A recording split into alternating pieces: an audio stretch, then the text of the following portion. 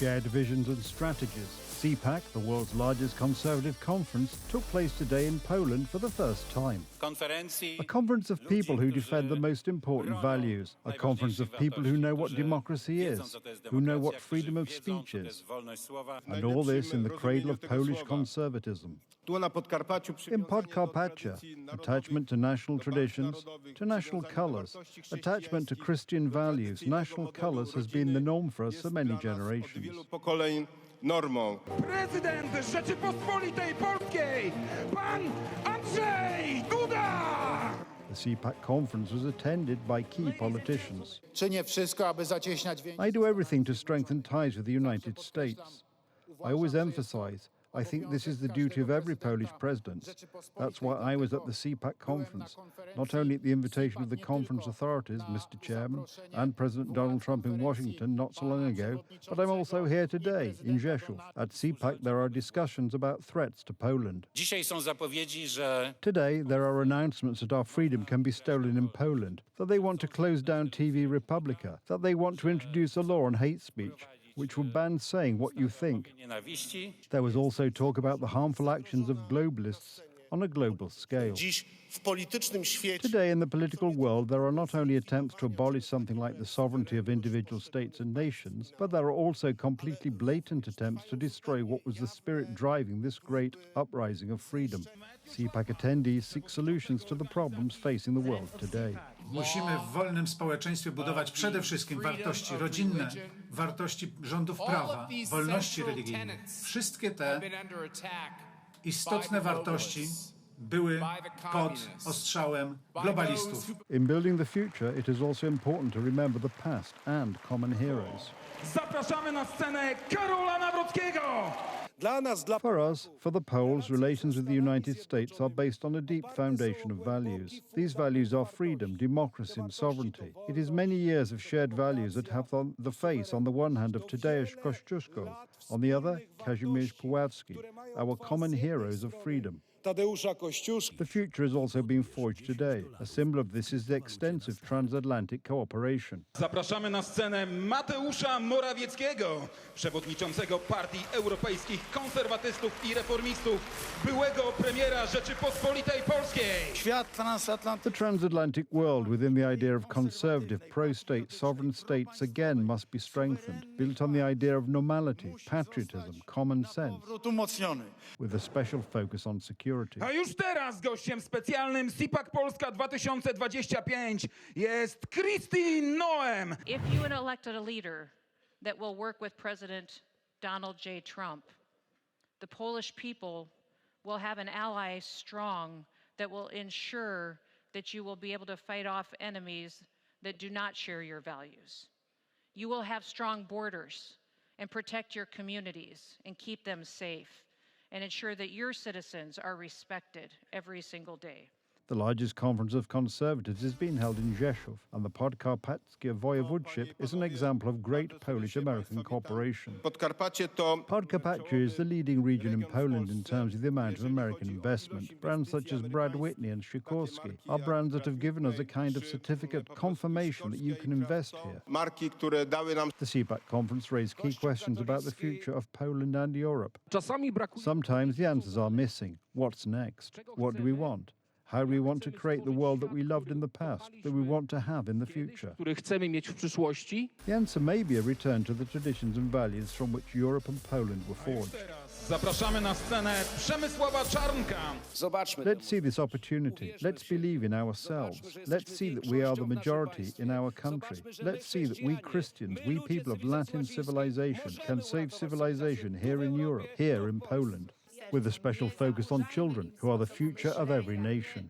Wasz rząd chce wprowadzić zajęcia, w ramach których dzieci, nawet 9-latkiem, słyszały o identyfikacji płciowej, będą seksualizowane i słyszymy o edukacji seksualnej, której 4-latki mają uczyć się o masturbacji. Conservatism is evolving, and history shows that the place where these changes were seen earliest, from Ronald Reagan to Donald Trump, was CPAC. Its history dates back to 1974. It was then that Reagan made his first speech at CPAC, 6 years later, he became President of the United States.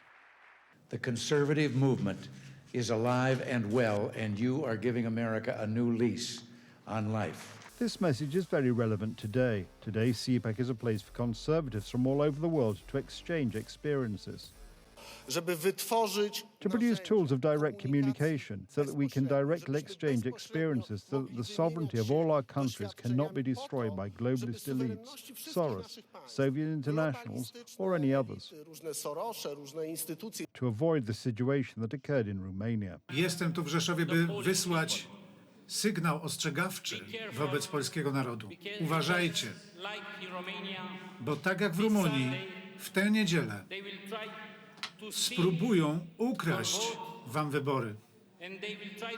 Spróbują narzucić wam marionetkę jako prezydenta niewybranego przez polski naród.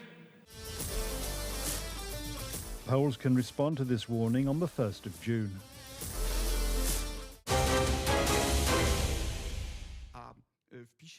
The Polish foreign minister, when asked whether Poland would seek reparations from Germany for the suffering caused during World War II, responded firmly. If we use the word reparations, they are morally due to us, but legally they are impossible to settle. Given the government's efforts on this issue to date, the minister's position is not surprising, although the justification is extremely surprising. At one point in the conversation, the minister was so focused on justifying Germany's current attitude that he went so far as to say that Poland had gained from World War II. I think that in World War II, while we gained this territory, it was better urbanized. Then let's also remember that Germany is the main net contributor to the European Union. So, Mr. Minister, what you just said sounded very bad. They will cut this out on the internet. They can cut it out.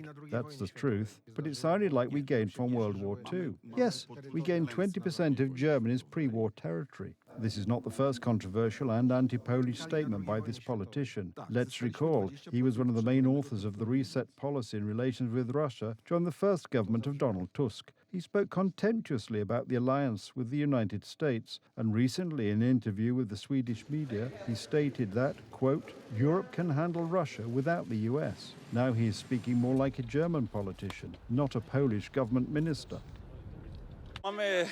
We have a foreign minister who speaks the German narrative and not the Polish national interest, who talks nonsense about history, who de facto admits that Germany does not have to pay reparations to Poland. This qualifies for another motion for a vote of no confidence in Sikorski. I, for one, do not want such a foreign minister. Minister Sikorski quickly realized that the conversation about reparations was heading in the wrong direction and tried to change the tone. When talking about the defeat, he forgot about the victims. We have a sense of defeat in World War II. I think that if we had obtained the whole of East Prussia, not two-thirds of East Prussia, and if Roosevelt had had one word in defense of Poland and the world, it might have looked different. And so we have a terrible hecatomb, terrible losses. Sikorski's approach to reparations is no different from that of his boss, Donald Tusk. In May of this year, the Prime Minister met German Chancellor Friedrich Merz. During a conversation with journalists, he commented on the reparations issue for Poland as follows. We didn't really have a say in the matter. We didn't decide this. Did Germany ever make reparations for the losses of World War II tragedy in Poland? No. The diagnosis is right, but according to the Prime Minister, it is still not appropriate to talk about reparations. Remembrance? Yes. Reparations? Why irritate our German friends? I'm a historian. I'm from Gdansk. I could talk for hours about what this bill looks like and what was never atoned for. But we won't ask for it after all. It is difficult to agree with the words of Donald Tusk. Only reparations, the payment of reparations, will prove that Germany has settled with Poland for the crimes of World War II. Thus, we should never give up these reparations and consistently fight for them. It is the duty of the free Polish state after 1989 constantly to seek compensation and reparations for what Germany did to Poland during World War II. Well, I think this is obvious. In September 2022, Arkadiusz Mularczyk's report was published, in which Poland's war losses were estimated at more than 6,200 billion zloty. The report was the first step toward fighting for reparations owed to Poland. Members of the London Vegetable Orchestra inspire wonder and admiration wherever they perform. After all, classical works by Mozart, Bach, or Beethoven were not written for carrots, zucchini, or peppers. Performing them on instruments made of vegetables is much more difficult than on traditional wooden or metal instruments. The Unusual Vegetable Orchestra was founded by Tim Cranmore, a maker of recorders by profession. It started many, many years ago when a friend of mine rang me up and said, have you seen a man in Japan who makes recorders out of carrots? He knew I was a recorder maker. And I said, no, I haven't seen him. I looked at him and we made a few carrots that played three notes. In front of a vegetable store in the southern English town of Esher, a band of musicians turned carrots, zucchini, and peppers into instruments to play famous tunes for passerby. Got leaves, so there's no reason why a carrot should not make a recorder every bit as good as a tree. And in fact they do. In some aspects they're better. So I just treat this carrot like a piece of tree. It's got the same holes, square holes, round holes, hole down the middle. And amazingly enough, it actually works. But this takes me about 20 minutes to make, and if I want to make a real recorder out of a tree, we're talking about a week or 10 days, something like that.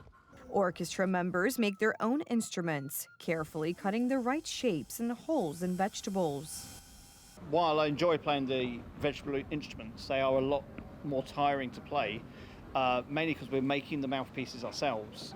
They're not as exact every single time. Also, the instruments, same as the carrots, they start to go a little bit soft once they've been out of water for a little bit. So once you cut into it, they start losing water immediately.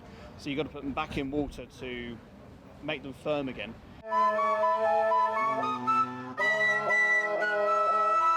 The London Vegetable Orchestra has a track record of appearances on British TV shows. It has even played in front of King Charles III, who himself tried his hand at a recorder made from a carrot.